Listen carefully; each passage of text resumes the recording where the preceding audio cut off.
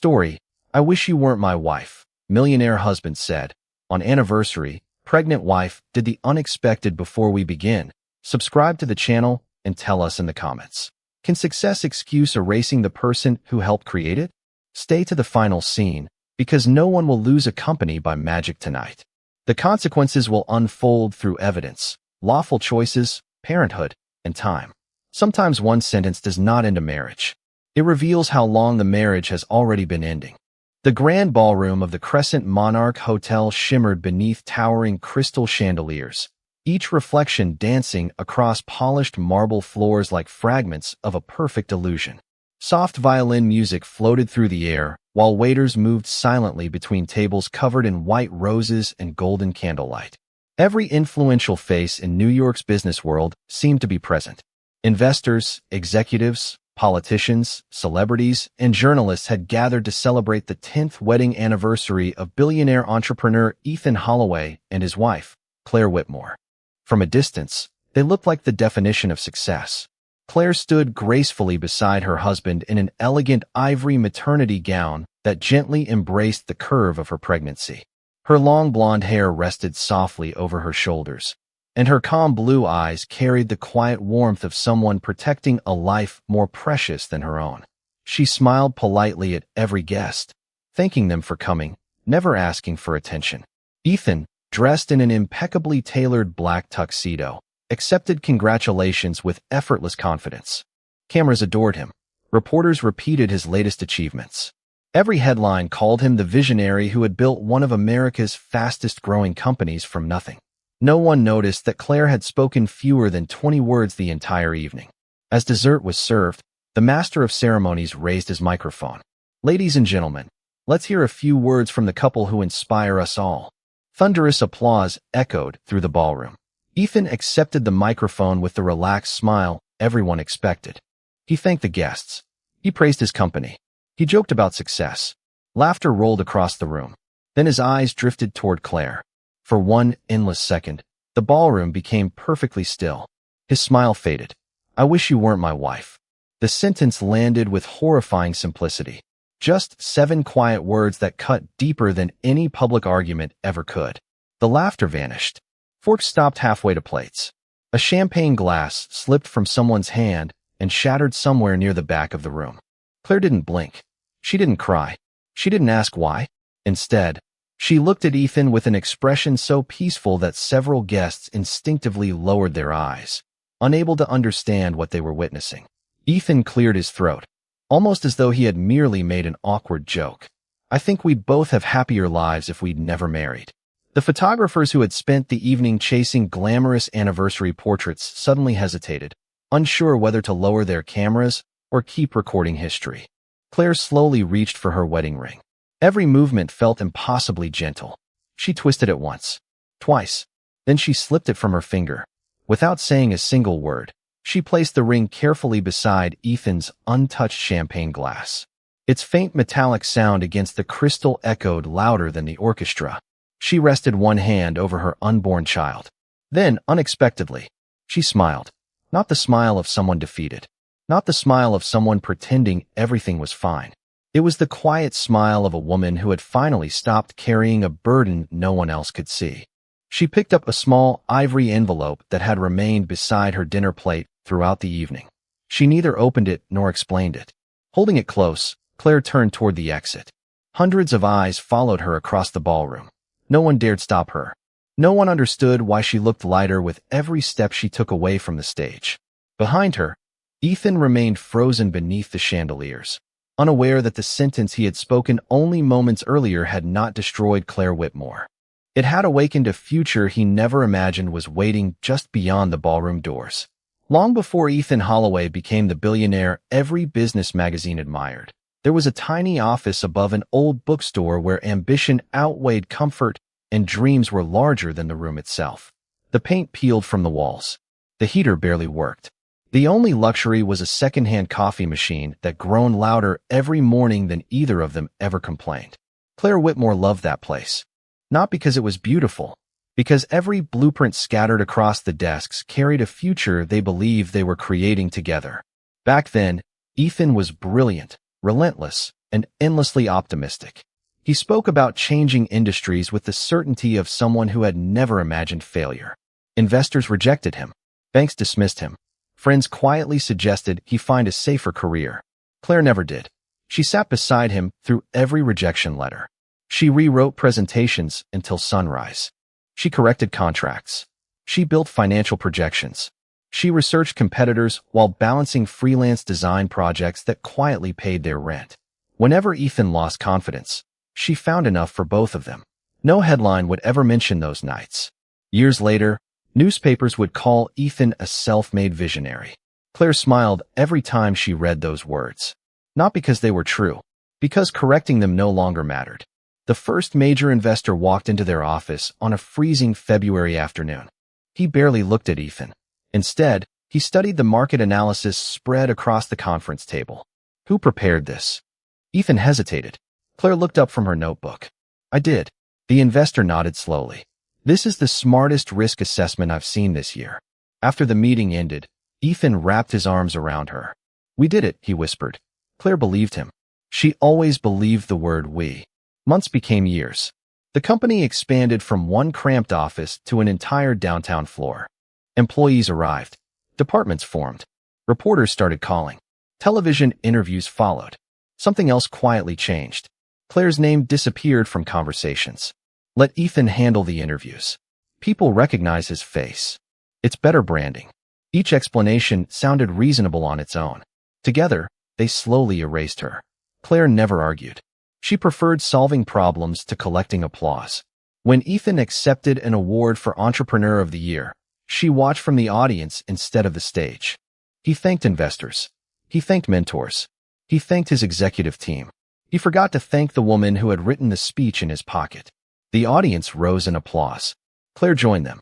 No bitterness crossed her face. Only silence. Then came the morning she discovered she was pregnant. She stood alone in the bathroom, holding the small test with trembling hands. A laugh escaped before tears followed. She imagined tiny footsteps echoing through their home. Bedtime stories. Family vacations. A child growing up surrounded by love instead of board meetings. That evening she prepared Ethan's favorite dinner. Candles flickered across the dining table. She waited until he finished answering emails. I have something wonderful to tell you. Without looking away from his phone, Ethan smiled distractedly. What is it? We're going to have a baby. The room became impossibly quiet. Claire waited for excitement. Instead, Ethan leaned back in his chair and rubbed his forehead. Now, the single word carried more weight than shouting ever could. Our expansion is just beginning, he said after a long pause. Everything is happening at once. Claire's smile faded only slightly. We'll figure it out together. He nodded automatically, but his attention had already returned to the glowing screen beside his plate. For the first time since they had begun building their future, Claire realized she was celebrating alone. She gently placed her hand over the life growing inside her. Outside their apartment windows, the city glittered with endless possibility. Inside, an invisible distance had quietly begun to grow between husband and wife.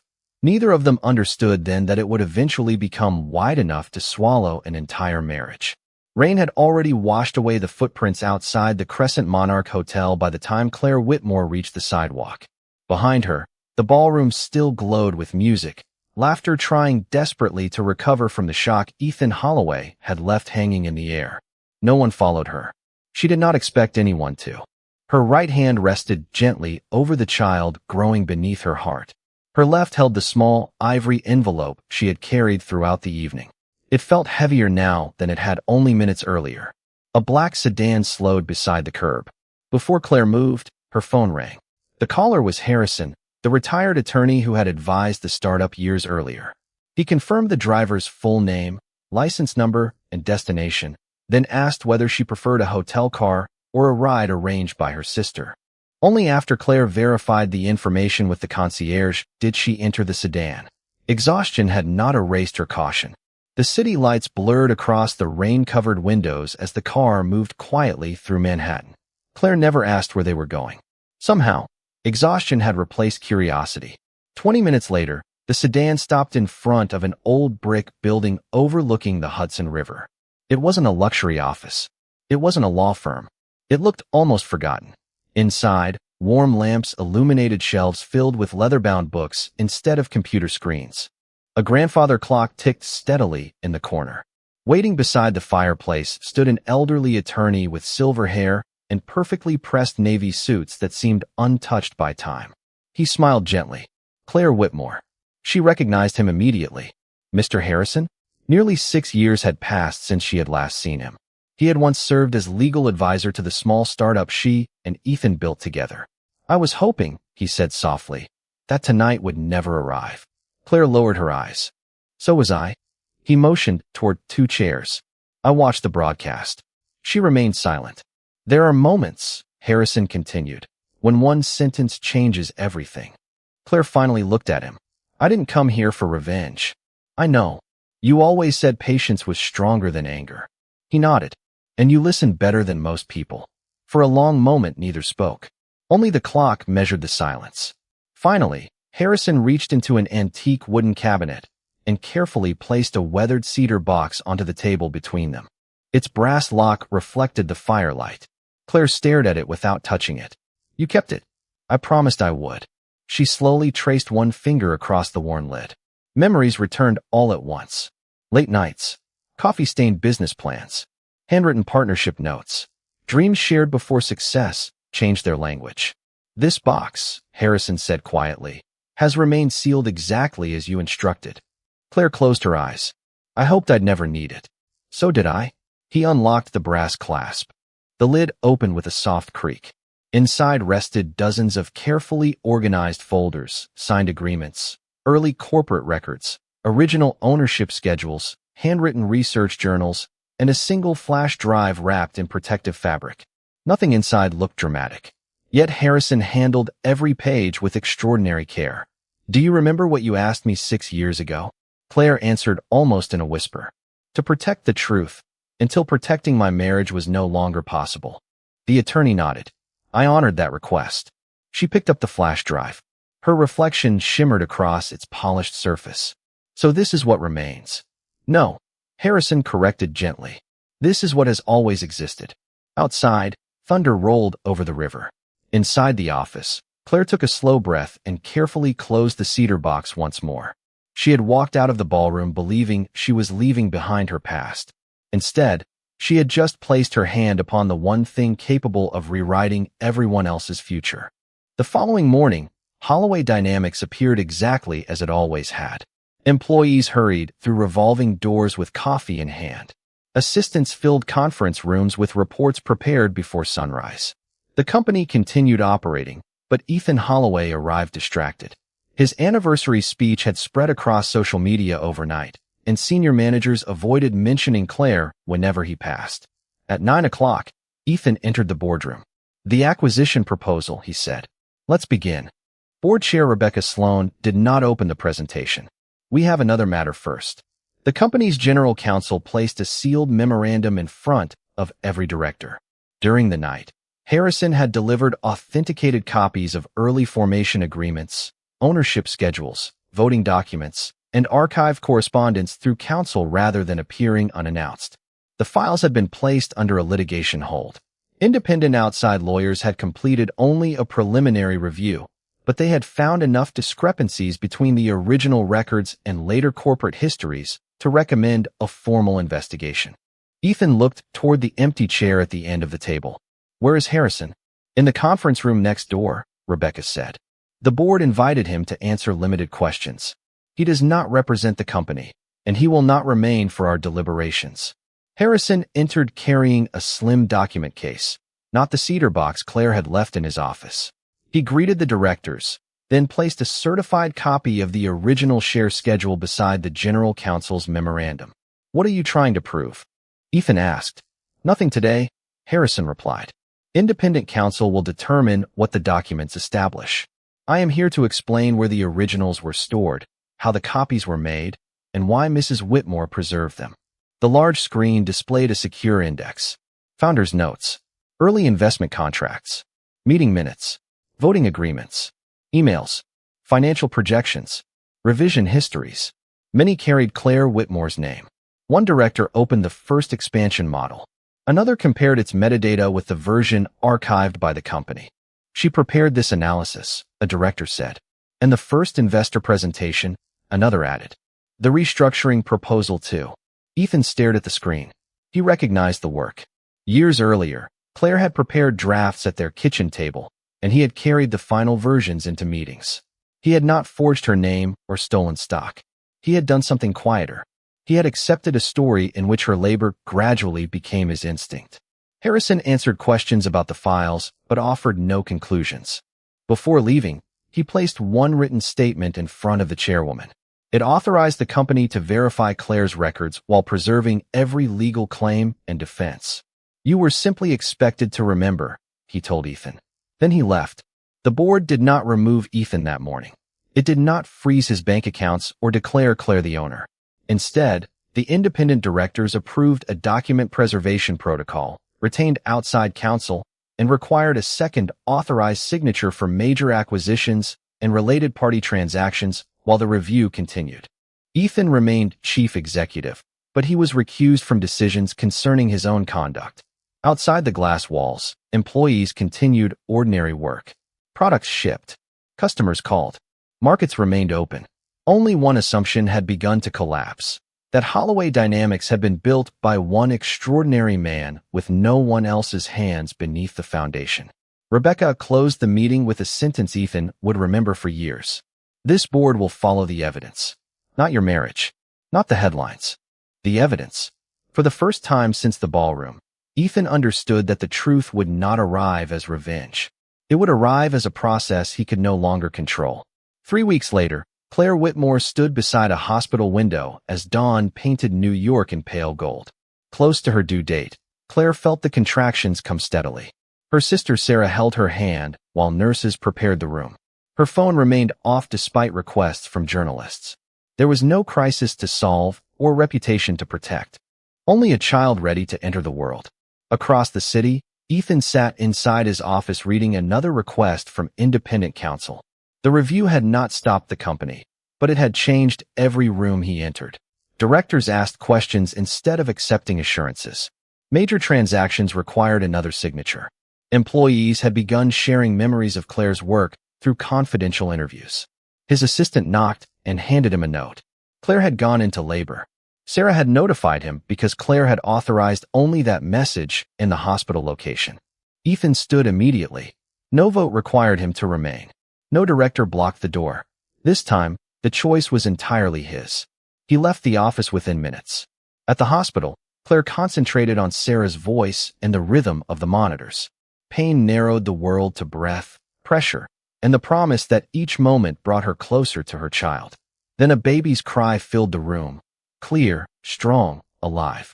Tears slipped down Claire's cheeks as the nurse placed a newborn boy against her chest. "Hello, Noah," she whispered. The world became wonderfully quiet.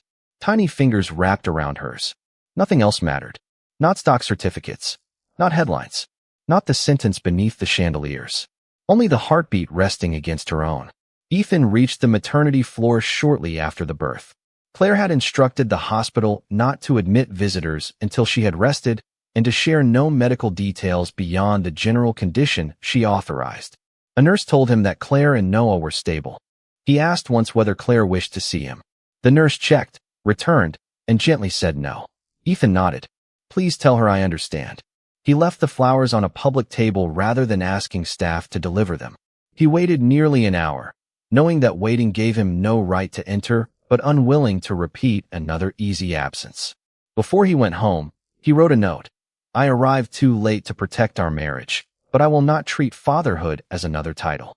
I will follow the plan that gives Noah stability." The next morning, after Claire had slept, Harrison called rather than appearing at the hospital. He explained that one original voting agreement covered a small block of shares Claire had purchased with proceeds from her apartment.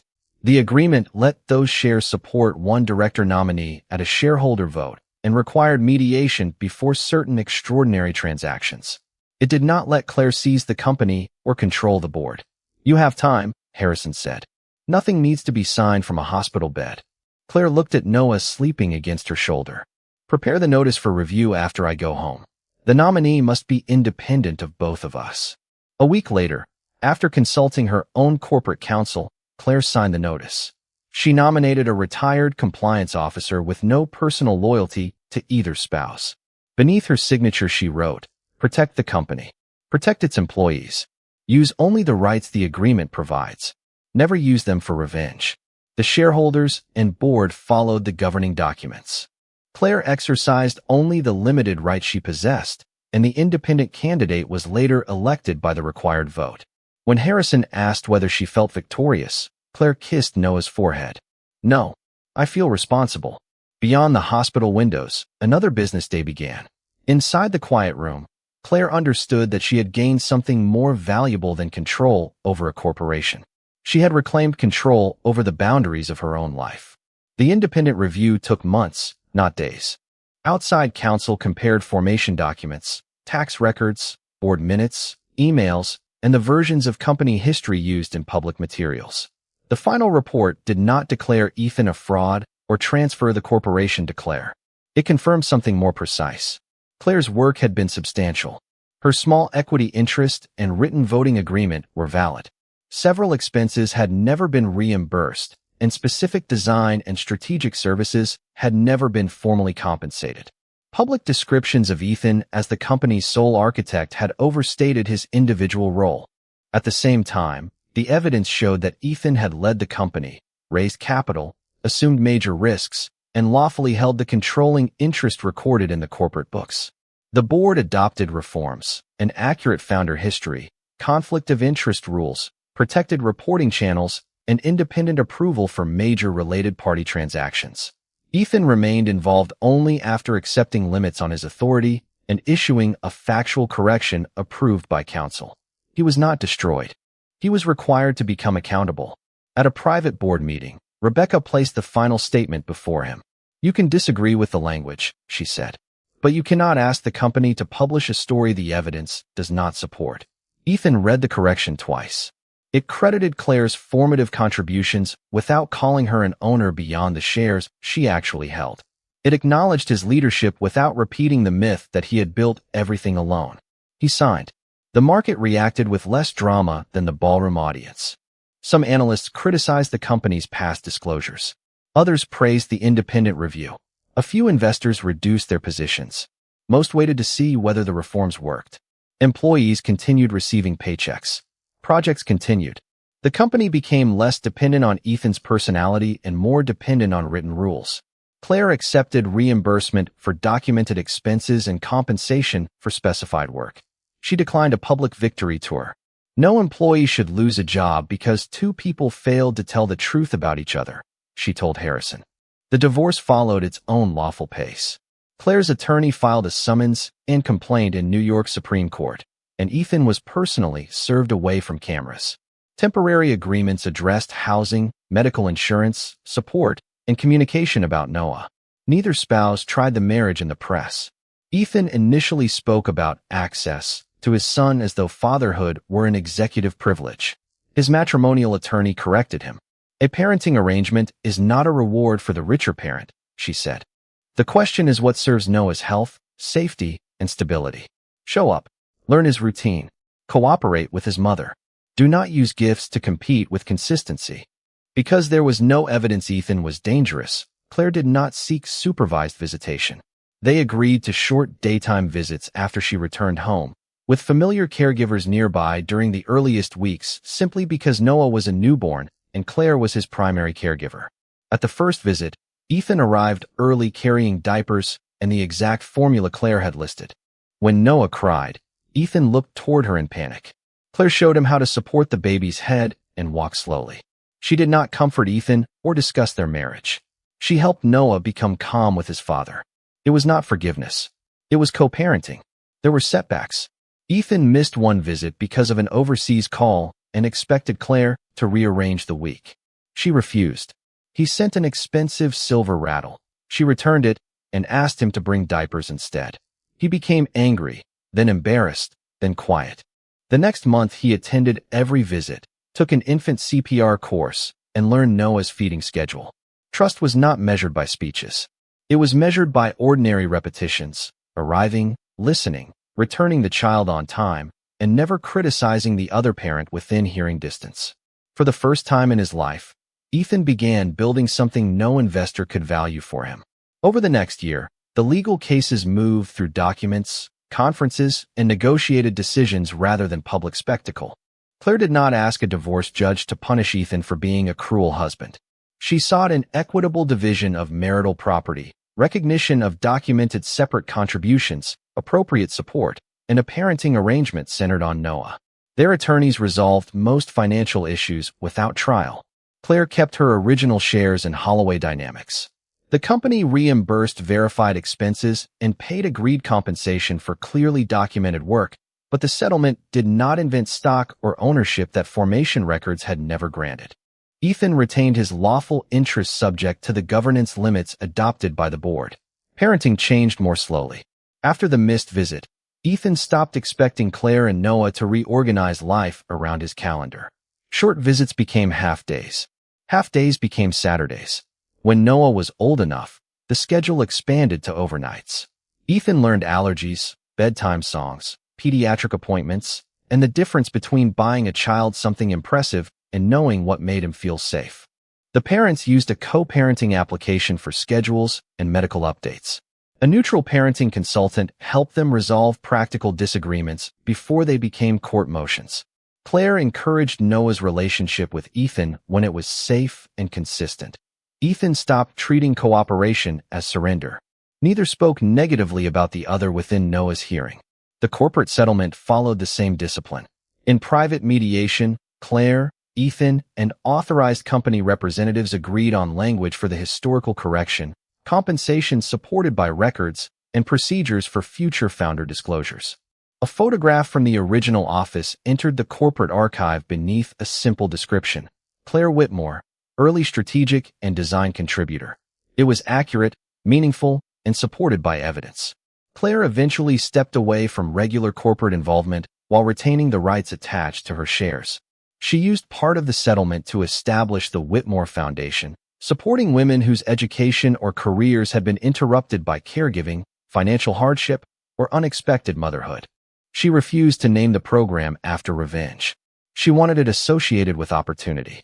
Ethan remained on the board, but no longer stood alone at the center of every decision. He accepted independent review, recusal rules, and the possibility that other people could protect the company better than his instincts sometimes did. He still made mistakes. Accountability did not transform him overnight. It gave him a structure in which change could be measured. The final divorce judgment ended the marriage without erasing the family. Claire left the courthouse with no cameras waiting and no desire to celebrate. Ethan walked in the opposite direction, carrying the parenting calendar for the next 6 months. They had not saved their marriage. They had done something more difficult. They had refused to make their son inherit its war.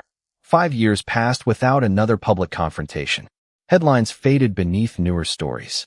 Holloway Dynamics became a company governed less by personality and more by written procedures.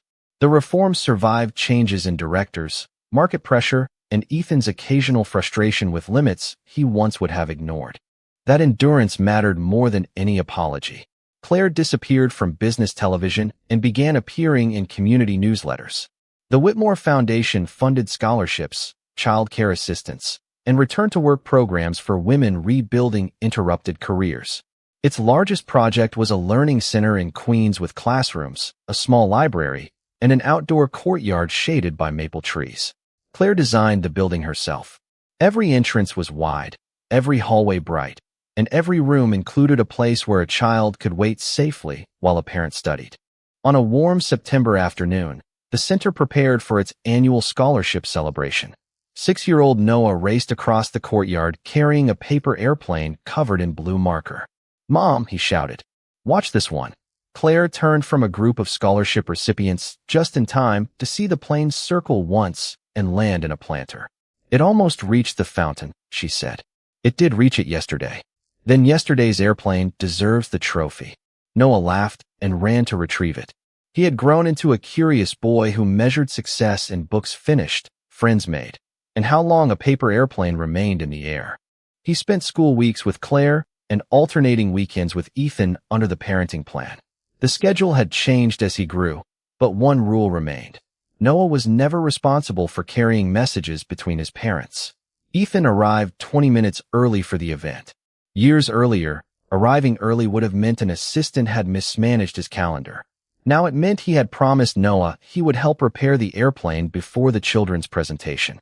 He entered without an entourage and found his son at a craft table. "The left wing bends," Noah announced. Ethan examined it seriously. "Then we reinforced the fold. Mom says adding too much tape makes it heavy." "Your mother is right." Claire heard the sentence from across the room and smiled despite herself. Ethan noticed, but did not turn it into a private moment. He helped Noah fold a new wing, tested the balance, and returned the plane. Their co-parenting had become ordinary enough that strangers would not have guessed how painfully it began. Ethan attended school conferences, kept medication in both homes, and called when traffic threatened a late return. Claire shared report cards and medical updates without making him ask twice.